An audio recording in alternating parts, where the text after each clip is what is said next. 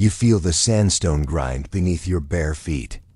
It's still warm from the sun, but the heat doesn't soothe. It scorches. The hallway stretches out before you, columns, carvings, silent gods watching with eyelids carved shut. You're not alone. There's breathing, quick, panicked. Someone's whimpering behind the curtain. The priest holds a copper blade in both hands, eyes glassy from incense or something far darker. The girl before him, barely 8, is stripped and silent, not because she's brave, because she's already screamed her throat raw. This is not medicine. This is not salvation. This is not even punishment. It's expected, routine, cultural housekeeping. A girl must be clean, must be sealed, must not want. The copper glints red. No one flinches when the blade sinks in. You watch, helpless. But that's the curse of history you can only witness. And no, this isn't some hidden corner of the world. This is ancient Egypt. Alexandria, 200 BCE, home of scholars, pharaohs, philosophers, and genital mutilation. Still think Rome was worse? Here's the secret. Female circumcision wasn't just tolerated. It was demanded by law, by priests, by mothers. And not for hygiene, not for gods, for obedience. But the real reason? That's even more disturbing. And it's not buried in the desert. It's carved into law, stone, and memory. Still bleeding. Tease the secret. Worse than you think. You've probably heard the phrase female circumcision and assumed it was medieval, tribal, or fringe, something far away. Something not us. Here's the twist. It was civilized. Institutional. Administered in clinics. Wrapped in linen. Sanitized with vinegar and prayer. Ancient Egypt, especially during the Ptolemaic and later Roman periods, normalized it. Not hidden. Not shameful. Girls between the ages of 5 and 10 were publicly purified, in temples, at home, even in schoolyards. The cutting was usually done with a bronze knife, sometimes obsidian, sometimes sharpened shell. The practice had a name: pharaonic circumcision. Because what's more royal than carving away your daughter's clitoris and sewing her up? Irony break. Imagine Cleopatra herself, queen of seduction, likely subjected to the same blade as a peasant girl. Try unseeing that. In Rome, the story took a darker turn. Medical texts by Serranus and Galen described female circumcision as a treatment for overactive lust and hysteria. Men would diagnose young girls as too curious. And curiosity, apparently, was a medical emergency. The real kicker? It wasn't just fathers or priests. Mothers enforced it. Neighbors expected it. Female mutilation wasn't a crime, it was a right. And the temple doors weren't the only things sealed shut. Civilization built on silence. Picture a courtyard at dawn. Pale light slides over limestone walls. A mother kneels beside her daughter, whispering verses about virtue and the goddess Isis. Meanwhile, 2 women midwives or butchers, depending on the angle, boil a blade in oil. The girl doesn't cry yet. She doesn't know why her ankles are being tied. Now let's widen the lens. Alexandria, one of the greatest cities of the ancient world. A melting pot of Greek, Egyptian, Jewish, and Roman cultures. Home to the library, mathematics, medicine, and ironically, the slow erasure of the female body. Egyptian society was surprisingly progressive in some areas. Women could inherit land, divorce, even run businesses. But sexually, women were policed with military precision. Virginity wasn't just a preference, it was capital. A family's name could rise or fall on whether their daughter bled on the wedding sheets. That pressure created rituals, and rituals require sacrifice. Cutting away a girl's dangerous pleasure became a tradition wrapped in silk and incense. Temple archives from Thebes mention purification rites for young maidens, sealing ceremonies. No specifics, just that they emerged clean. Meanwhile in Rome, entire treatises on the treatment of lust in young girls. One Roman surgeon describes how to remove the nymphae, to prevent unruly behavior. Spoiler, nymphi equals labia, so yes. Civilizations we call great carved control into children. Dry sarcasm break. Nothing says honor your gods like genital trauma before breakfast. But some didn't just bleed. Some disappeared. Surface ritual, blood as virtue. You sit on your knees, the floor beneath you is still sticky. The priest chants something about rebirth, but your ears are ringing. Somewhere behind you, your mother is crying. Not because she's horrified, because she's proud. The ritual is simple, or so they claim. First, the wash water laced with salt and herbs to cleanse the flesh. Then, the offering bread, beer, or a bird. Blood for blood. Then the act. Quick if you're lucky. If not, they're screaming, convulsing. Sometimes seizures. Sometimes death. The open wound is sealed with acacia thorns or horsehair thread. You're not supposed to move, or breathe too hard, or speak for a week. If you survive, you are pure, marriageable, trusted. If you die, it was the God's will. The logic was brutal. If a girl couldn't feel pleasure, she wouldn't stray. No desire equals no dishonor. She was a vessel, not a person. A locked box, not a flame. Let that sink in. Pleasure was seen as pollution. Female lust was disease. In Roman households, circumcision was sometimes administered by wet nurses. Female slaves forced to do the cutting on their master's daughters. And if the cut wasn't deep enough, the nurse would be punished, beaten, or replaced. Even worse, it was sometimes framed as a kindness. A mother telling her daughter, "This will keep you safe. This will keep men away," as if trauma was armor. Sarcasm break. Nothing screams maternal love like hacking off your kid's genitals with an olive knife. But one girl didn't just survive the ritual, she set fire to it. One girl who fought back. You wake up choking on the smell of myrrh and sweat. Your legs are stiff, pinned with thread and dried blood. You're 11 years old. The priest said you should thank the gods. Your mother said it would be over fast. Your body says they lied. Your name is Setara, star in the old tongue. Your name was a prayer. Now it's a scream swallowed into silence. You're not supposed to speak. The stitches could tear. But your mind won't stay still. Setara wasn't born into poverty. Her father was a merchant who traded with Greeks and Persians. Her mother was educated fluent in Demotic and Greek, keeper of house scrolls. But none of that saved her, because the rot was older than wealth, older than culture.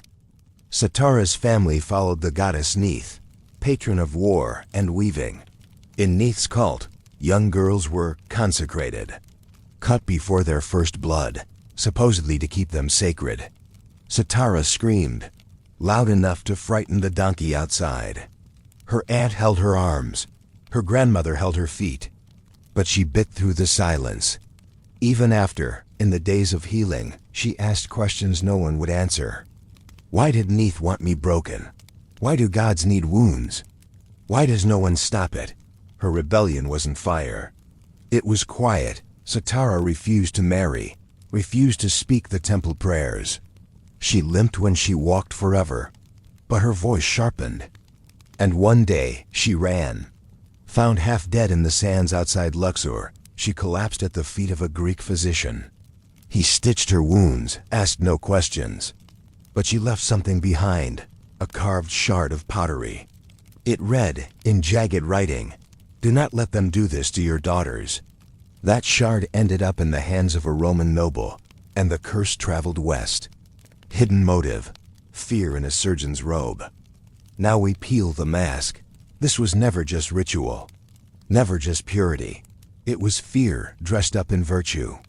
Male fear, fear of female pleasure, fear of betrayal, fear of being outshined by a woman who knows what she wants.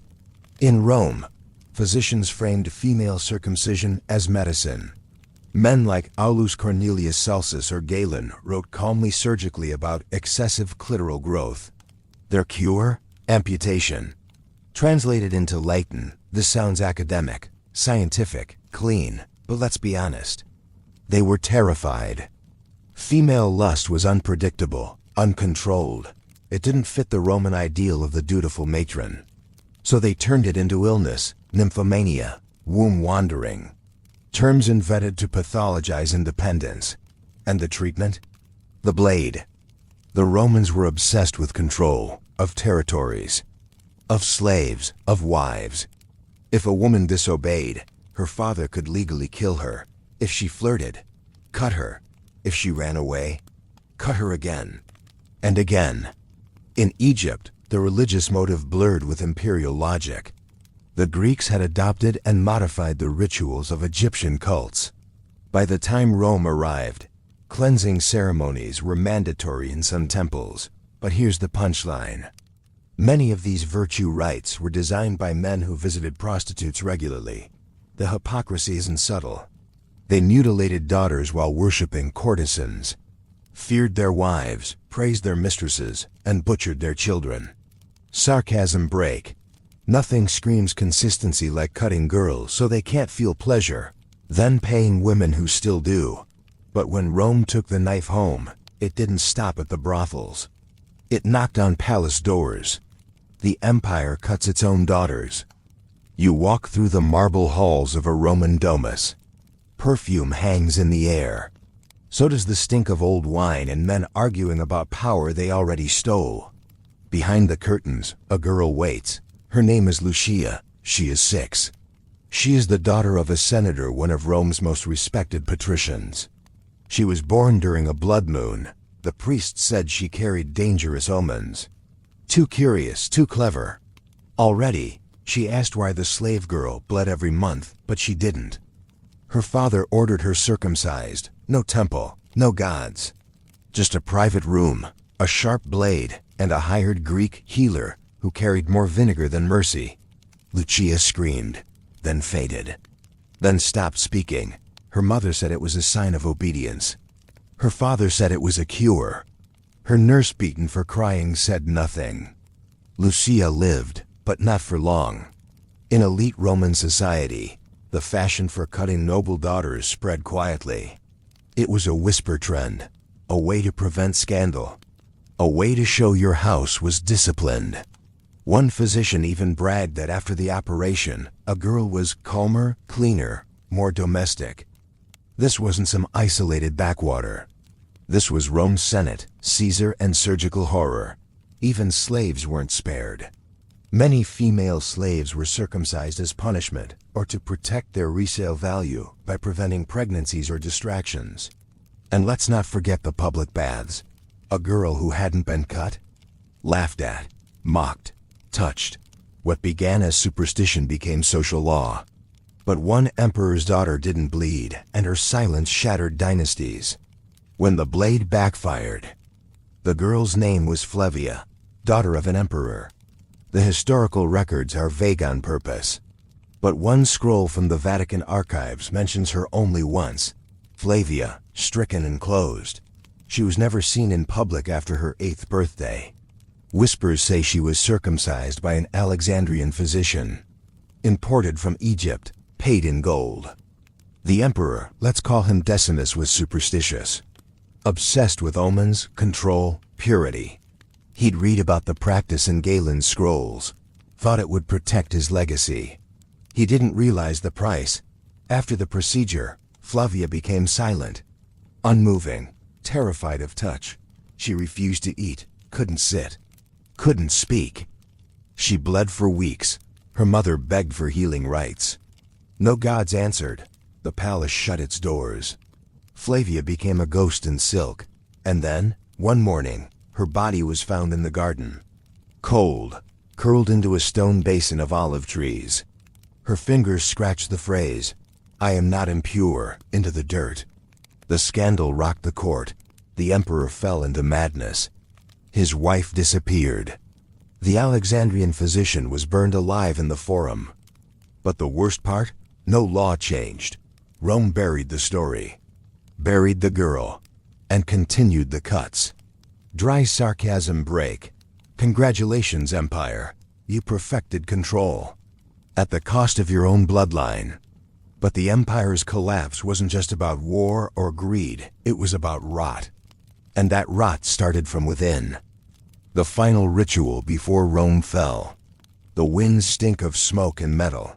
Rome is burning not just in fire, but in principle.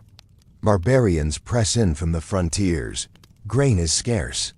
Plague chokes the slums. But deep inside the marble villas, one ritual endures untouched: the bleeding of girls. You walk through a courtyard littered with wilted roses. It's supposed to be a celebration. The dies lustricus, the naming day for a Roman noble girl. But today, her name won't be spoken. Her screams will. She is 5. Her nursemaids hold her down beside the family altar. No gods here, just rot. Just men watching from behind latticed windows, pretending this isn't mutilation. The blade is thin, curved, polished, not rusty, not crude. That's the real horror. It's refined. The ritual begins. The cut is deep. The child thrashes, then stills. Her blood joins the roses. This is the final recorded act of noble circumcision before Rome collapsed into chaos. A century later, there would be no more forums, no emperors in the West, no marble villas, just dust and pain. But make no mistake, this isn't the end because people saw the truth. It's the end because the empire ran out of daughters. The nobility died off, the bloodlines failed. Heirs were born broken, sterile, haunted. Some women lived, yes, but not whole. Not unscarred. A culture that carved out its own future. Lost it. Sarcasm break. Burns out. Cutting out pleasure doesn't build an empire. But the knife didn't vanish. It just found a new religion to hide behind. The curse that crossed centuries. You wake in a monastery, centuries after the last Roman emperor fades into dust. The air is colder now, sharper. The incense reeks of mold and secrecy. You're no longer in Rome, but Rome is still in you. The rituals are quieter now, more shameful, hidden behind veils of penance and purity. Christianity has taken root, and with it, the obsession with virginity evolves into something far more grotesque. Medieval bishops speak of chastity belts, modesty cures, and female demons trapped in flesh.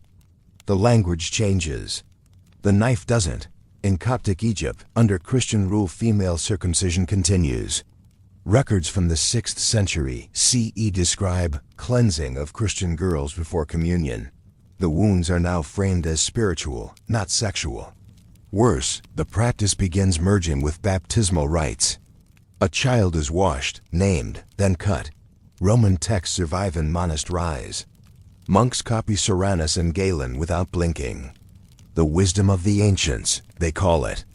Medical, divine, ordained. And in secret, midwives continue the work. No temples. Just kitchens, cellars, nuns with shaking hands. The same justifications remain. Lust is evil. Women tempt. Girls must be sealed to keep them from Satan. So while Rome burned, its blade passed to the church. Dry sarcasm break. Who knew salvation came with a scalpel? But not all scars were physical. Some were inherited and passed down like cursed scripture. How the practice survived the church. You kneel in a darkened chapel. Candles flicker. A crucifix looms above. The hymns sound like salvation, but they cover the sound of scissors. Medieval Europe doesn't talk about female circumcision much. Not in public, but it exists. Whispers in convents. In medical treatises passed from hand to hand. And in the trembling mouths of mothers who just want their daughters to be safe. In 12th century Italy, texts attributed to Trotula, one of the few known female medical authors, mention ways to treat excess desire in girls. Herbal poultices, cold compresses. And if all else fails, surgery. What kind of surgery? She doesn't say, but we know. In southern France, inquisitors investigating demonic possession found that some young girls had been cut to reduce temptation. These weren't heretics. They were midwives following what they'd been taught for generations. In Eastern Europe, particularly in Christianized Slavic regions, Folklore warned of girls who bled too early. The cure? Burn the offending part. Or slice it off before puberty. They called it taming. And in monastic communities, records show that novitiates, young women entering nunneries, were sometimes subjected to chastity operations under the guise of eternal devotion. Even in 15th century England, chroniclers recorded a noble family who sent their daughters to a convent after removing their lustful distractions. The phrase is vague. The outcome is not. Sarcasm break. Apparently, God's love came with surgical options. But the worst was yet to come, because in the Renaissance, men rediscovered anatomy and got curious all over again. The rebirth of the knife, Renaissance medical sadism. Welcome to Florence, 1490, the age of rebirth. Art, science, and theology swirl in gold-tipped ecstasy. Da Vinci sketches the human form with breathtaking precision. Surgeons publish treatises. And you're watching a doctor slice into a living girl. They call it a demonstration. You call it a crime. The Renaissance brought back classical learning. Galen, Hippocrates, even Cyrannus. Old scrolls bound in new leather, passed between physicians like holy texts. And with them came the revival of female circumcision. Italian doctors, especially in universities like Bologna and Padua, began experimenting. They wanted to know how the body worked, what made a woman lust, what made her sick, and the line between science and torture, paper thin. One doctor claimed that circumcision cured epilepsy in young women. Another suggested it prevented fainting spells. And another, sponsored by the Medici, advocated for cutting to ensure matrimonial loyalty. Girls from poor families were paid or taken, bound in university halls, cut in front of students. Their pain was educational. France followed suit, then Spain, then England. And of course, Egypt never stopped. The practice passed from pharaohs to imams. By now, it was no longer Ramang, it was human. Doctors wrote calmly about excess flesh, published anatomical diagrams labeling the clitoris as the devil's button. And church officials? Silent, complicit, occasionally enthusiastic. Dry sarcasm break. Ah yes, the Renaissance, when we discovered stars, symphonies, and new ways to destroy little girls. But one of those doctors left a journal, and his final entry? Not science, a warning. The surgeon's journal, when even he couldn't sleep. You're standing in a study. Thick velvet curtains, wood carved like bone, the scent of dried ink and rotting flowers. There's a journal on the table, bound in calfskin, stained. The handwriting is meticulous, Latin, slanted, each page colder than the last. Patient number 18, girl, age unknown, likely peasant. Screamed excessively, intervention required. Procedure successful. You flip through the pages, one after another, lists of girls. Some bought from orphanages, others brought in by nobles seeking obedience. Each entry clinical, detached. Until page 63. The ink starts to tremble. Today, she spoke to me. She said she could still feel it. That even after the stitching, after the binding, the ghost of what she was burned beneath her skin. She asked if I could sew that shut too. This girl's name was Marina. No family. Taken from a plague house outside Venice. She was calm, quiet, but not afraid, furious.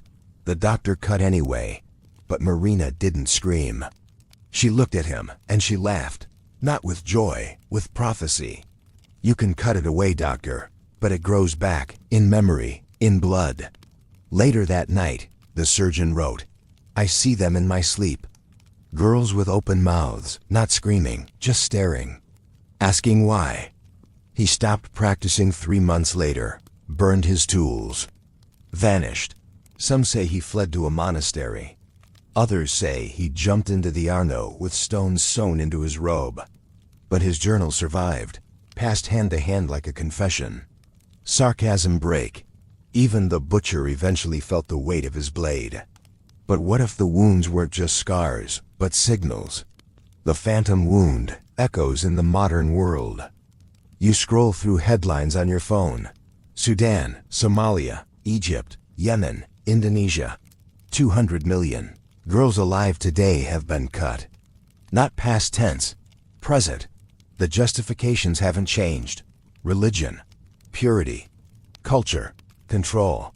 Except now, it's framed with words like tradition and honor. But here's the truth. It's not about faith. It never was. It's about fear. Men fearing women. Mothers fearing shame. Families fearing dishonor. Empires fearing freedom.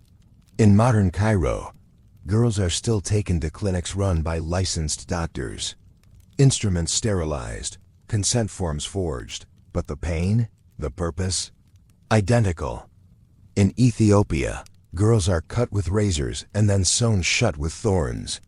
In some areas of rural Indonesia, circumcision is performed with scissors, no anesthesia, sometimes on newborns. And in the West, silence. Migrants carry the trauma with them. Some are caught, most aren't. Even here under laws and liberty, the knife hides. Doctors look away. Lawmakers debate definitions. Communities close ranks. And the girls still wake up bleeding. Still learn to sit differently. Still grow up believing pain equals worth. It's called a phantom wound, not just physical absence. Psychological mutilation. Girls who've been cut often grow up unable to describe their feelings. Shame haunts them like a second skin. Sarcasm break. Humanity invented flight, and vaccines, but still can't agree that girls deserve to feel pleasure. But pain isn't passive. Sometimes it writes its own scripture. Haunting outro, the knife still breathes. You stand alone in the ruins of a temple. Wind howls through the broken stone. Somewhere a raven calls out, no gods, no priests, just silence. But you can still hear the blade. Not cutting flesh, now cutting memory. Generational, historical, invisible, and very much alive. You think it ended with Rome. You think we evolved. But every time a girl is told to sit still, to stay pure, to not touch herself, the ghost of that knife twitches. Every time a woman is blamed for her own pleasure or punished for it, it breathes again. And when we ignore it, brush it off as their culture or a rare thing, we let it sharpen. History doesn't forget. It carves its lessons into bone. This isn't about one region or one religion. It's a mindset. That the body of a woman must be controlled. That pleasure is dangerous. That obedience is sacred. But now you know. And once you know, the silence is betrayal. Setara's message is still scratched into clay. Flavia's words still echo through forgotten halls. The surgeon's nightmares still smear ink across parchment. And the next scream might not be far. You've walked through stone temples and Roman mansions, flickering monasteries, and modern clinics. You've watched innocence stolen, blood spilled, histories erased. Now ask yourself, who taught you this was normal? Who made pain your inheritance? And who benefits when you're too numb to fight? You've been watching Blood and Empire. Subscribe. The next nightmare's already breathing.